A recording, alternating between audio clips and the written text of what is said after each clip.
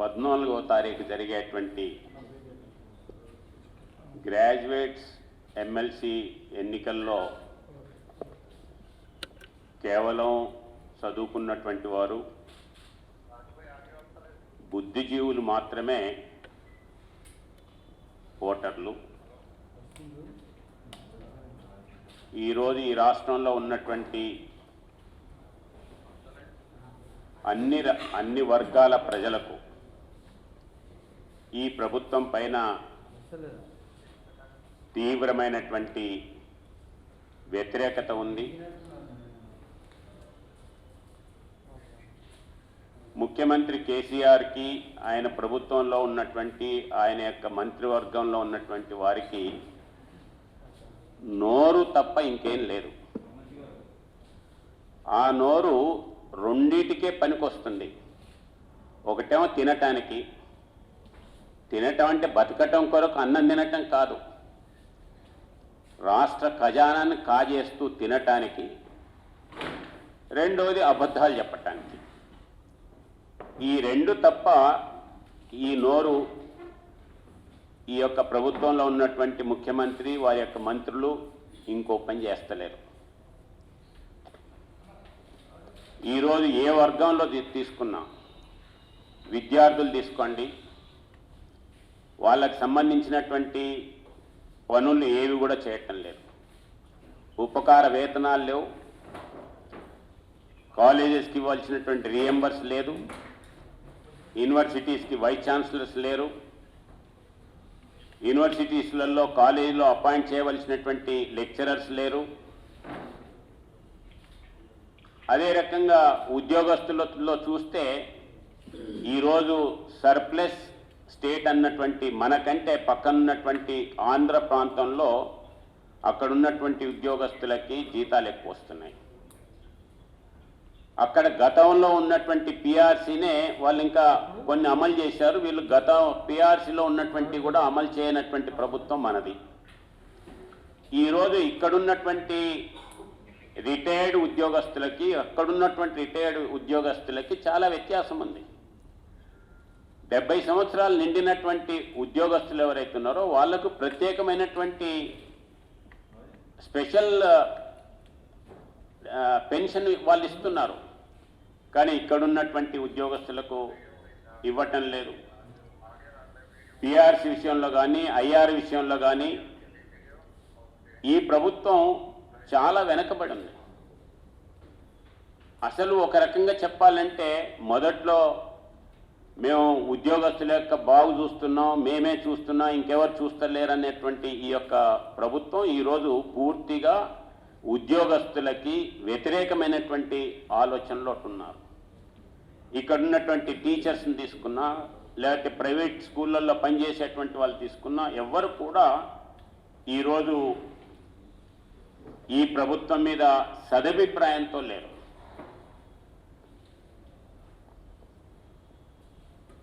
అందుకనే ఈ ఎన్నికల్లో ఎప్పుడు లేనంతగా అత్యధికులు ఏది ఏమైనా సరే ఈ ప్రభుత్వాన్ని ఓడగొట్టాలి, అందుకొరకు నేనే కంటెస్ట్ చేస్తాను అనేటువంటి పద్ధతిలో 90 మందికి పైన ఇక్కడ కానీ అక్కడ కానీ మహబూబ్ నగర్, రంగారెడ్డి, హైదరాబాద్ డిస్టిక్లో కానీ లేదా వరంగల్, ఖమ్మం, నల్గొండకు సంబంధించినటువంటి గ్రాడ్యుయేట్స్ కాన్స్టిట్యూన్సీలో కానీ 90 పైన అభ్యర్థులు ఈరోజు పోటీల్లో నిలబడ్డారు.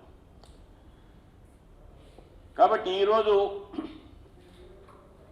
ఇంతమంది నిలబడ్డటువంటి వాళ్ళకి, అదే రకంగా వాళ్ళని సమర్థించేటువంటి వాళ్ళకి ఈ ప్రభుత్వం మీద వ్యతిరేకత ఉన్నది అని అనుకునేటువంటి వాళ్ళందరూ కూడా ఈ ప్రభుత్వాన్ని ఈ యొక్క అధికారంలో ఉండేటువంటి పార్టీ అభ్యర్థిని ఓడించటానికి సరి అయినటువంటి ఎన్నిక ఈరోజు ఈ యొక్క ఎమ్మెల్సీ ఎన్నికలు.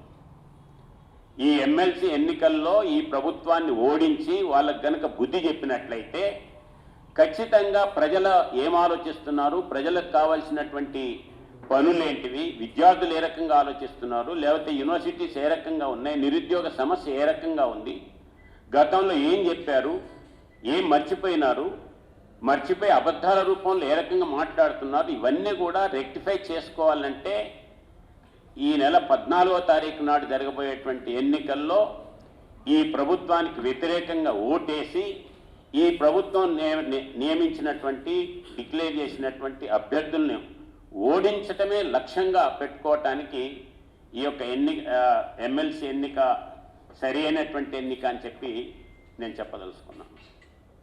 ఎన్ని అబద్ధాలు ఆడుతున్నారు. ఇవాళ ఒక క్యాండిడేట్ మాట్లాడుతూ అసలు ఖాళీలు అనేటువంటి భర్తీ చేయకపోతే నేను 3 నెలలకు రాస్తానని ఒక ఆయన మాట్లాడతాడు. అంటే ఈరోజు ఈ ప్రభుత్వానికి కన్ను లేవా?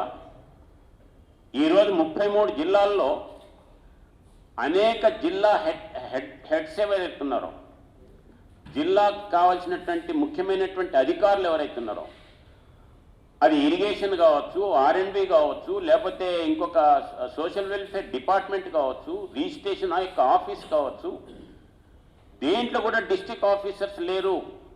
ఒక్కొక్కడు 3-4 జిల్లాలకు ఇన్ఛార్జి రూపంలో ఉన్నారు. ఈరోజు జిల్లా హెడ్ క్వార్టర్స్లో ఉండవలసినటువంటి ముఖ్యమైనటువంటి జిల్లా అధికారులే లేరని అంటే మీ దృష్టికి రాలేదా? కన్ను లేవా? వినపడవా? కనపడవా? ఎందుకు ఆ రకంగా అబద్ధాలు చెప్పి మాట్లాడతారు? నోరుందని చెప్పి. ఇంకొక ఆయన మాట్లాడతారు, ఇక్కడున్నటువంటి అభ్యర్థి దీనికి పోటీ చేశాడు, దానికి పోటీ చేశాడు అని అంటే, మీ మామ ఎమ్మెల్యేకి ఎంపీకి ఒకటేసారి రెండింటికి ఎందుకు పోటీ చేశాడు? అడిగేటోళ్ళు లేకనా? మర్చిపోయినవా? ఆ రకంగా పోటీ చేసి ఖాళీ చేస్తేనే కదా నువ్వు మళ్ళీ వచ్చింది. కాబట్టి ఈ ప్రభుత్వం అంటే అబద్ధాల కోరు ప్రభుత్వం, అవాస్తవాలు చెప్పి మభ్యపెట్టేటువంటి ప్రభుత్వం. ఈరోజు ప్రజలు ఈ యొక్క ప్రభుత్వంలో చెప్పేటువంటి మాటలకి, ముఖ్యమంత్రి మంత్రులు చెప్పేటువంటి మాటలకి ఎవరు వినటానికి, నమ్మటానికి సిద్ధంగా లేరని చెప్పి నేను ఈ సందర్భంగా మనవి చేస్తున్నాను. అందుకనే ఈసారి ఈ ఎన్నికల్లో 10 లక్షల మంది పైగా ఓటర్స్ ఉన్నారు. ఈ 10 లక్షల మందిలో సగం పైన కొత్త వాళ్ళే ఉన్నారు. కాబట్టి కొత్త వాళ్ళు వారికి మొదటిసారి ఓటేసేటువంటి అవకాశం వచ్చింది. కాబట్టి ఈ ఎన్నికల యొక్క ప్రాసెస్ ఏదైతుందో దీన్ని అర్థం చేసుకొని వారి యొక్క ఓటుని సద్వినియోగం చేసుకోవాలని చెప్పి నేను కోరుతున్నాను. ఈరోజు మనం అనేక శ్రమకు ఓర్చి మన యొక్క ఓటును రిజిస్ట్రేషన్ చేసుకున్నాం. రిజిస్ట్రేషన్ చేసుకున్న తర్వాత మళ్ళీ వచ్చి మనం 14వ తారీఖు నాడు ఓటు వేయబోతున్నాం. ఆ ఓటు వేసేటువంటి ప్రాసెస్లో మనం ఇంత శ్రమ పడ్డాం కాబట్టి, ఈ ప్రభుత్వాన్ని ఎట్లాగైనా ఓడించాలనుకుంటున్నాం కాబట్టి, మిగతా ఎన్నికలకి ఈ ఎన్నికకి వ్యత్యాసం ఉంది. మిగతా ఎన్నికలలో ఎమ్మెల్యే, ఎంపీ లేదా సర్పంచ్ ఇటువంటి ఎన్నికల్లో ముద్దెర ఉంటుంది, ముద్దెర మాత్రమే వేస్తాం. కానీ దీంట్లో ఆ రకంగా కాదు. ప్రతి ఓటరు యొక్క విలువను ఈ యొక్క ఎన్నిక గుర్తిస్తుంది. కాబట్టి నేరుగా ఎవరికో ఒకరికి ఓటేస్తే సరిపోయేటువంటి ఎన్నిక కాదు. ఈ యొక్క కౌన్సిల్ ఎన్నికలు భిన్నంగా ఉంటాయి. కాబట్టి రాష్ట్రంలో ఉండేటువంటి గ్రాడ్యుయేట్స్, బుద్ధిజీవులు ఎవరైతే ఉన్నారో నేను చెప్పేటువంటి దాన్ని జాగ్రత్తగా విని ఈ యొక్క ఓటును సద్వినియోగం చేసుకోవాలని చెప్పి నేను ఈ సందర్భంగా మనవి చేస్తున్నాను. ఈ యొక్క ఎన్నికల యొక్క ప్రక్రియ ఏదైతే ఉందో ఆ యొక్క ఎన్నికల ప్రక్రియని మనం అర్థం చేసుకోవాలి. ప్రిఫరెన్షియల్ ఓట్ అంటాం. ఈ ప్రిఫరెన్షియల్ ఓట్లో మనం వేసేటువంటి ఓటు అంకె మాత్రమే వేయాలి, ఒకటి మాత్రమే వేయాలి. పేరుకు ఎదురుగా వాళ్ళు ఇచ్చినటువంటి పెన్తో మాత్రమే వేయాలి. ఆ యొక్క ఓటింగ్ వెళ్ళినప్పుడు మనకిష్టం ఉన్నటువంటి అభ్యర్థికి అతడు 30వ నెంబర్లో ఉండొచ్చు, 62వ నెంబర్లో ఉండొచ్చు, లేకపోతే 90వ నెంబర్లో ఉండొచ్చు, లేదా 1వ నెంబర్లో ఉండొచ్చు, 2వ నెంబర్లో ఉండొచ్చు. మనకు నచ్చినటువంటి అభ్యర్థికి మీరు మొదటి ప్రాధాన్యత ఓటు 1 వేయండి. ఆ తర్వాత ఆయన కాదు అనుకున్నప్పుడు రెండో ప్రిఫరెన్స్ ఏదైతే ఉందో రెండో ప్రిఫరెన్స్ని రెండో అభ్యర్థికి వేయండి. అతడు కాదనుకున్నప్పుడు మూడో అభ్యర్థికి వేయండి. ఆ రకంగా 90 వరకు మీరు ప్రాధాన్యత ఓట్లు వేస్తే 90వ ఓటు కూడా 1వ ఓటుకి ఎంతైతే విలువ ఉందో అంతే విలువ ఉంటుంది. అల్టిమేట్గా మీరు వేసేటువంటి అభ్యర్థి గెలవాలి, గెలిచేటువంటి అభ్యర్థికే మేము వేస్తున్నాం అనేటువంటి నమ్మకంతో విశ్వాసంతో పూర్తి కాలమ్స్ అన్ని కూడా నింపాలని చెప్పి నేను ఈ సందర్భంగా మనవి చేస్తున్నాను. Including candidates. నేను నిలబడ్డాం, 90 మంది మేము నిలబడ్డాం, నా ఒక్కటే ఓటేసుకుంటే సరిపోతుంది అనేటువంటి ఆలోచన తప్పు. నేను గెలవకపోతే కనీసం నా తర్వాత ఎవరుంటే బాగుంటుంది అనేటువంటి నిర్ణయం కూడా మీరు చేయాలి. కాబట్టి క్యాండిడేట్స్తో సహా అందరూ కూడా ప్రాధాన్యతా క్రమంలో అన్ని ఓట్లు వేయాలి అని చెప్పి నేను ఈ సందర్భంగా మనవి చేస్తున్నాను. ఇప్పుడు మనకు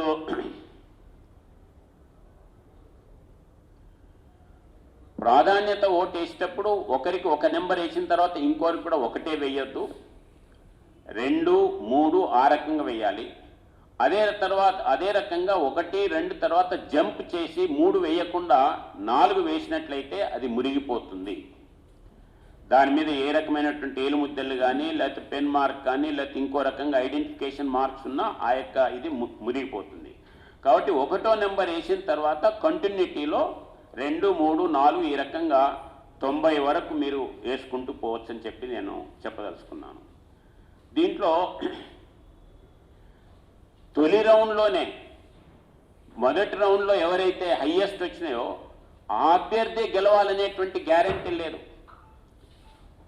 తొలి రౌండ్లో కాకుండా 20వ రౌండ్లో వచ్చినటువంటి వాడు కానీ 21వ రౌండ్లో వచ్చినటువంటి వాడు కూడా గెలిచేటువంటి అవకాశాలు దీంట్లో ఉన్నాయి. కాబట్టి ఈ యొక్క ఎన్నికల ప్రాసెస్ని మనం అర్థం చేసుకోవాలి. మీ యొక్క క్లారిటీ కొరకు నేను ఒక డెమో కూడా ఏర్పాటు చేశాను. ఆ డెమో మీకు ఎక్స్ప్లెయిన్ చేస్తాను. ఆ 100 ఓట్లు చెల్లకపోతే మొత్తం చెల్లినటువంటి ఓట్లు 1000. ఈ 1000కి క్యాలిక్యులేట్ చేస్తారు. 1000 divided by number of seats +1 అంటే divided by number of seats అంటే 1, దానికి 1 కలిపితే 2. 1000ని 2తో డివైడ్ చేస్తే 500 వస్తుంది, దానికి 1 కలిపితే 501 అవుతుంది. కాబట్టి ఏ అభ్యర్థి అయినా గెలవాలనంటే 501 ఓటు కావాలి సుమారు. ఈ యొక్క ఎగ్జాంపుల్ ప్రకారం ఇక్కడ 10 మంది అభ్యర్థులు ఉన్నారు. ఈ 10 మంది అభ్యర్థులలో మొదటి రౌండ్లో ఈ అనంత్ అనేటువంటి వ్యక్తికి 210 వచ్చినాయి, భాస్కర్కి 190 వచ్చినాయి, చైతన్యకి 110, దస్తగిరి 100, ఈశ్వర్ 90, ఫిలిప్ 80, గణేష్ 70, హనుమ 60, ఐజాక్ 40, జానకి 50-40. కాబట్టి మొదటి రౌండ్లో ఎవరికి సరిపోయేటువంటి సంఖ్య రాలేదు కనుక అందరికంటే తక్కువ వచ్చినటువంటి జానకిని ఎలిమినేట్ చేస్తారు, కౌంటింగ్లకి వెళ్ళి తీసేస్తారు. ఈ జానకి వచ్చినటువంటి 40 ఓట్లలో సెకండ్ ప్రిఫరెన్స్ ఎవరికి అనేటువంటిది చూస్తారు. ఆ రకంగా చూసినప్పుడు ఈ జానకి వచ్చినటువంటి దాంట్లో అనంత్కి 1 కూడా రాలేదు, భాస్కర్కి 4 వచ్చినాయి, చైతన్యకి 11 వచ్చినాయి, దస్తగిరికి 5 వచ్చినాయి, ఈశ్వర్కి 3 వచ్చినాయి, ఫిలిప్కి 2, గణేష్కి 1, హనుమకు 5, ఐజాక్కి 5. ఇవన్నీ కలిపితే 36 అయినాయి. 4 ఓట్లు ఏంటంటే 1 వేసిన తర్వాత వదిలిపెట్టేశారు. కాబట్టి ఆ 4 ఓట్లు మురిగిపోయినట్టుగా లెక్క. కాబట్టి ఇవంతా లెక్కేసిన తర్వాత దీనికి 2వ రౌండ్ తర్వాత టోటల్గా ఎంత వచ్చినాయంటే మళ్ళీ చూసాం. ఎవరికి కూడా 501 ఓటు రాలేదు. కాబట్టి 501 ఓటు రాలేదు కాబట్టి అప్పుడు తక్కువ ఉన్నటువంటి ఐజాక్ ఎవరైతే ఉన్నారో ఐజాక్ 50 + 5 55 అయినాయి. ఈ 55ని థర్డ్ రౌండ్లోకి తీసుకుంటారు. ఇప్పుడు థర్డ్ రౌండ్లో చూసినట్లయితే అనంత్కి 200, థర్డ్ రౌండ్లో ఈ 55లో అనంత్కి 1 వచ్చింది, భాస్కర్కి 2, ఇక్కడ 40, 1, 2, 3, 4, 5. ఇక్కడ కూడా మూడో రౌండ్లో కూడా ఈ యొక్క ఐజాక్ వచ్చినటువంటి వాటిల్లో 4 ఓట్లు మురిగిపోయినాయి. మొత్తం 51 ఓట్లే సెకండ్ ప్రిఫరెన్స్ వేసినారు. కాబట్టి ఈ రెండో రౌండ్ తర్వాత మూడో రౌండ్లోకి లెక్కేసినప్పుడు ఎవరికి కూడా 501 ఓటు రాలేదు. కాబట్టి 501 ఓటు రాలేదు కాబట్టి దీంట్లో అందరికంటే తక్కువ ఉన్నటువంటి హనుమాను ఎలిమినేట్ చేస్తారు. హనుమకు వచ్చినటువంటి 66లో ఎలిమినేట్ చేసినప్పుడు ఇక్కడ 10, మొదట అనంతకి 10 వచ్చినాయి, భాస్కర్కు 10, 20, 1, 2, 3 ఇక్కడ 1 వచ్చింది. కాబట్టి ఈ యొక్క 66లో 21 మంది సెకండ్ ప్రిఫరెన్స్ వేయలేదు, సెకండ్ కానీ థర్డ్ కానీ. కాబట్టి ఈ 21 మంది పోను మిగిలినటువంటి 66లో 45 మాత్రమే వీళ్ళకి కౌంట్ అయినాయి. ఆ రకంగా టోటల్ చేసిన తర్వాత వీళ్ళకి 4వ రౌండ్లో కూడా ఎవరికి కావాల్సినటువంటి 501 ఓటు రాలేదు. కాబట్టి ఇప్పుడు గణేష్ ఎలిమినేట్ అవుతాడు. గణేష్ ఓట్లు 73. ఈ 73లో అంకే 56 ఓట్లు ఇక్కడ పంచారు. 73లో 8 అనంతకు వచ్చినాయి, 7, 30, 5, 5, 1 ఈ రకంగా వచ్చిన తర్వాత 5వ రౌండ్ తర్వాత టోటల్గా చూసినట్లయితే 229, 213, 211, 112, 102, 87. కాబట్టి ఈ రకంగా చూసినట్లయితే ఇంకా ఎవరికి కూడా 501 ఓటు రాలేదు. కాబట్టి నెక్స్ట్ రౌండ్ 6వ రౌండ్. 6వ రౌండ్ పోయేటప్పటికి ఇక్కడ గణేష్ తర్వాత తక్కువ వచ్చినటువంటిది ఫిలిప్. కాబట్టి ఫిలిప్ ఎలిమినేట్ అవుతాడు. ఈ ఫిలిప్ ఎలిమినేట్ అయినప్పుడు ఈ ఫిలిప్లో మొత్తం ఇక్కడ 20 అనంతకు వచ్చినాయి, 40 భాస్కర్కి వచ్చినాయి, 20 చైతన్యకు వచ్చినాయి, 1 దస్తగిరికి వచ్చింది, ఈశ్వర్కి ఏం రాలేదు. కాబట్టి 5వ రౌండ్ తర్వాత చూసినట్లయితే 249, 253, 231, 113, 102 దీంట్లో 6 ఓట్లు మురిగిపోయినాయి. కాబట్టి 6వ రౌండ్ తర్వాత కూడా ఎవరికి 501 ఓటు రాలేదు. అప్పుడేంటంటే ఈ యొక్క ఈశ్వర్ని ఎలిమినేట్ చేసినారు. ఈశ్వర్ని ఎలిమినేట్ చేసిన దాంట్లో అనంత్కి 38 ఓట్లు వచ్చినాయి, భాస్కర్కి 35 వచ్చినాయి, చైతన్యకి 25 వచ్చినాయి, దస్తగిరికి 1 వచ్చింది. దీంట్లో ఇంకొక విషయం ఏంటంటే దీంట్లో ఒకవేళ ఇక్కడ వచ్చినటువంటి దీంట్లోకి వెళ్ళి ఎవరైనా జానక్ వేసినారు సెకండ్ ప్రిఫరెన్స్, అది థర్డ్ ప్రిఫరెన్స్ చూస్తారు. థర్డ్ ప్రిఫరెన్స్ ఐజాక్ వేసినారు, ఐజాక్ ఆల్రెడీ ఎలిమినేట్ అయినాడు కాబట్టి 4th ప్రిఫరెన్స్ హనుమకి వేస్తే హనుమ కూడా ఎలిమినేట్ అయినాడు కాబట్టి 5th ప్రిఫరెన్స్ గణేష్కి వేస్తే గణేష్ కూడా ఎలిమినేట్ అయినాడు కాబట్టి 6th ప్రిఫరెన్స్ ఇక్కడ వేస్తే ఈయన కూడా ఫిలిప్ ఎలిమినేట్ అయినాడు కాబట్టి 6th ప్రిఫరెన్స్ కూడా కౌంట్ అవుతుంది. ఆ రకంగా అన్నీ కౌంట్ అవుతూ పోతుంటాయి. కాబట్టి ఆ రకంగా కౌంట్ అయినటువంటి వాళ్ళల్లో 38 అనంత్కి వచ్చినాయి, 35 భాస్కర్కి వచ్చినాయి, 25 చైతన్యకు వచ్చినాయి, 1 ఇక్కడ వచ్చింది. కాబట్టి ఇవన్నీ అయిపోయిన తర్వాత 7వ రౌండ్లో చూస్తే అప్పుడు కూడా ఎవరికి 501 ఓటు రాలేదు. 287, 88, 256 నేరోలో వచ్చేసినారు. అంటే ఫస్ట్ ఉన్నటువంటి వ్యక్తి నేరోలో వచ్చినారు. నెక్స్ట్ రౌండ్లోకి వెళ్ళినప్పుడు మనం ఇక్కడ ఉన్నటువంటి దస్తగిరిని ఎలిమినేట్ అవుతాడు. దస్తగిరి ఎలిమినేట్ అయినప్పుడు దస్తగిరిలో ఉండేటువంటి 114 ఓట్లలో 15 అనంత్కు వచ్చినాయి, 16 భాస్కర్కి వచ్చినాయి, 49 చైతన్యకు వచ్చినాయి. ఈ చైతన్య కొరకు దీంట్లో 164 ఓట్లు వాళ్ళు వేయలేరు, 164 ఓట్లు మురిగిపోయినాయి. అప్పుడు మిగిలినటువంటి దీంట్లో 3 మిగిలినారు. ఈయన అనంత్కు 302, చైతన్యకు 304, భాస్కర్కి 304, చైతన్యకు 305. కాబట్టి ఇప్పుడు దీంట్లో తక్కువ వాళ్ళు ఎవరు? ఈ ముగ్గురిట్లో అనంత్ వచ్చాడు. అంటే ఫస్ట్ రౌండ్లో అనంత్ లీడ్లో ఉన్నా ఇక్కడికి వచ్చేటప్పటికి ఆయన తగ్గిపోయినాడు కాబట్టి ఈయనను ఎలిమినేట్ చేస్తారు. ఇప్పుడు అనంత్ ఉన్నటువంటి 302 ఓట్లను ఎలిమినేట్ చేసినప్పుడు ఆయన దాంట్లో 68 ఓట్లేమో భాస్కర్కి వచ్చినాయి, 70 ఓట్లేమో చైతన్యకు వచ్చినాయి. మిగతా మిగతా ఓట్లన్నీ కూడా మురిగిపోయినాయి. కాబట్టి చివరికి వచ్చేటప్పటికి ఇక్కడ 372, 375. కాబట్టి 8వ రౌండ్ తర్వాత ఈ రకంగా వచ్చింది. కాబట్టి ఇంక ఎలిమినేట్ చేయాలంటే ఈ చైతన్య ఒక్కడే, భాస్కర్ ఒక్కడే. కాబట్టి భాస్కర్కి ఈయనకు 3 ఓట్ల తేడా ఉంది.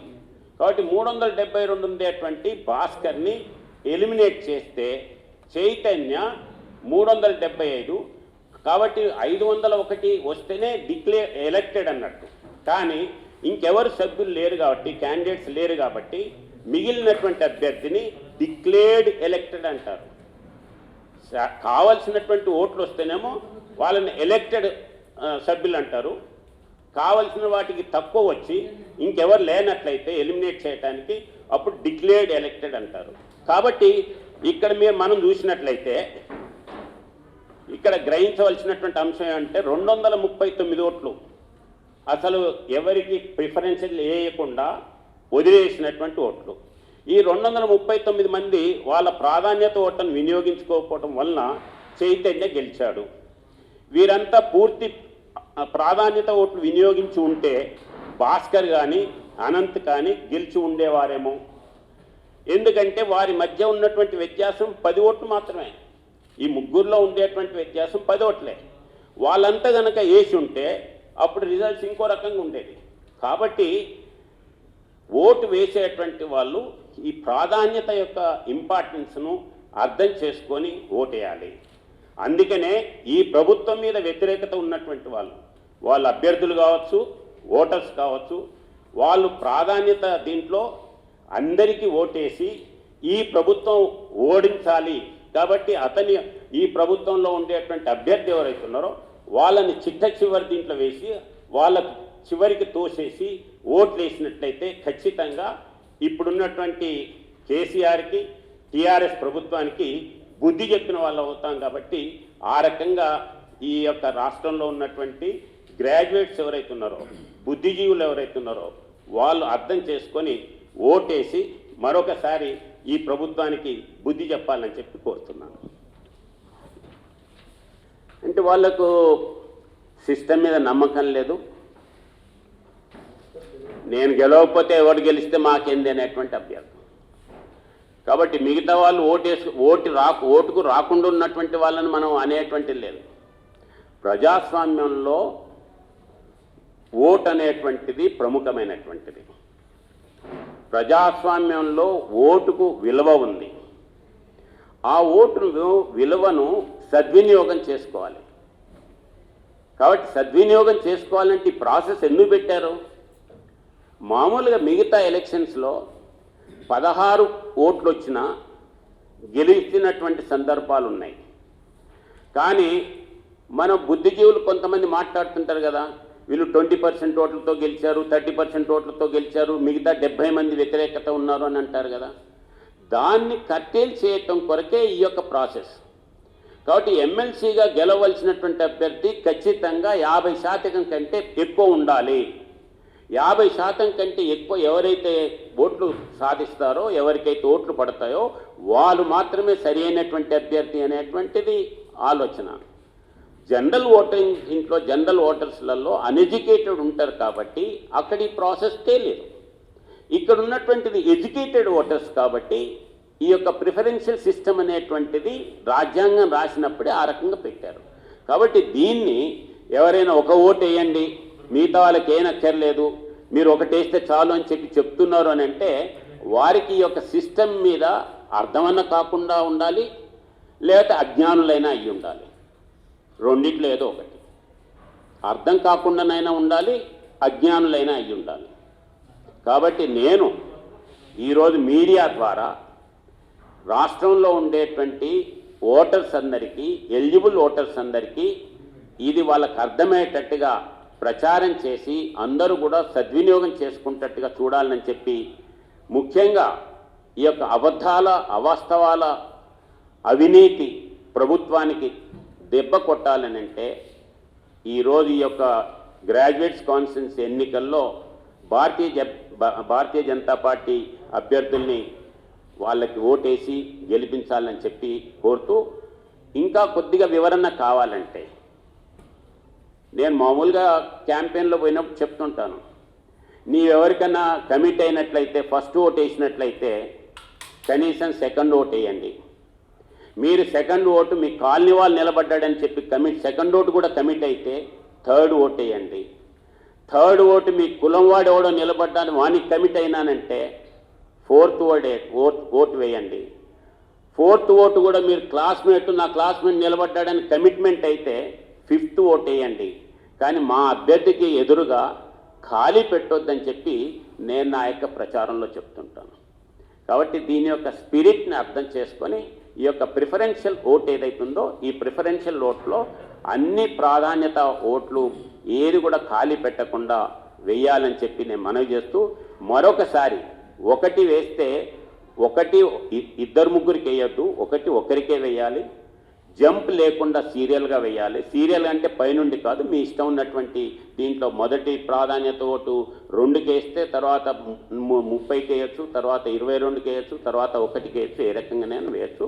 అన్ని సీరియల్ నెంబర్స్ వేయాలి.